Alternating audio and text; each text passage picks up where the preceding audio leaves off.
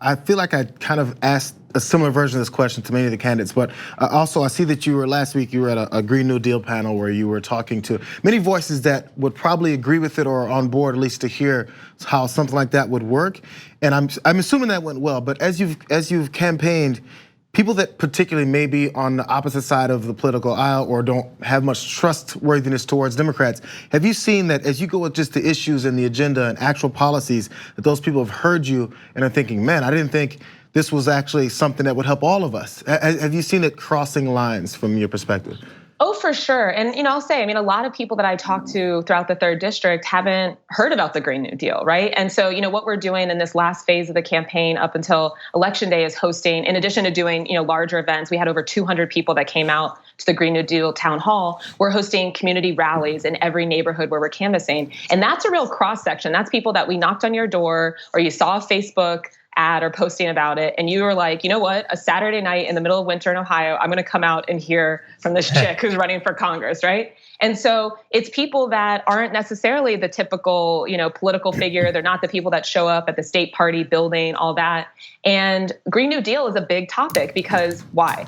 Because everybody agrees that the climate crisis is real. You have a lot of, especially the 30% of the Black population, 30% of the district that is the Black population here, has this legacy of industry that was right in our communities and then left, and we're left with a legacy of environmental risk, right? And so people, one, know what that means, even though that's often thought of as maybe a little bit of a lofty topic, but then also, hey, if this has the ability to create jobs that are living wage jobs that are going to address the infrastructure and transportation issues that have hobbled people here, that have prevented mobility and made this one of the most economically segregated places in the entire country, we're all ears, right? And so that has been a really powerful topic. And that is the work, grassroots, door by door, block by block, educating folks about what this could mean and unleashing the possibility of legislation that is thinking in a big way to address the climate crisis. I want to ask just one follow-up about the people who you found that oppose the Green New Deal when they find out about it, because obviously they're supporting or opposing a plan.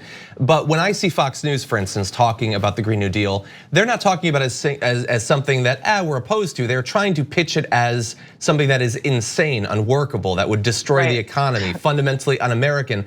So when you're talking to regular voters and you find that they might not be supportive of the Green New Deal, are they able to be persuaded, or do they think that this is some sort of like Soviet plot to destroy the foundation of our economy? People are persuadable, but that's work, right? So, I actually had a friend who, I don't even know how he would politically identify, honestly, at this point after our campaign. But, when I first said, I'm backing the Green New Deal, it's been on the platform since day one, is like, oh, Morgan, this is crazy. These crazy ideas, these socialist ideas, whatever, right? I was like, oh, well, have you read it? The resolution? Answer, no. Very common response. Never read it, but I've heard the buzzwords, or I've heard the media spin about it, and it's outlandish. And then that same friend went back, read the resolution, came back to me and was like, oh, Morgan, this makes a lot of sense. All right, I'm all in, right? And so, this is again a theme of the campaign, is people have been hearing a lot of spin. There's a lot of brainwashing about what we can't do at the federal government because it's irresponsible or, too out there. And that's what we have to deprogram people into believing. It's like, no, in fact, this is the exact role of the federal government. And we have to have political leadership that is going to fight to address the issues of our time and make sure that everybody is able to lead a stable life in our community, including in a safe environment. And Morgan, where can people find out more about your race?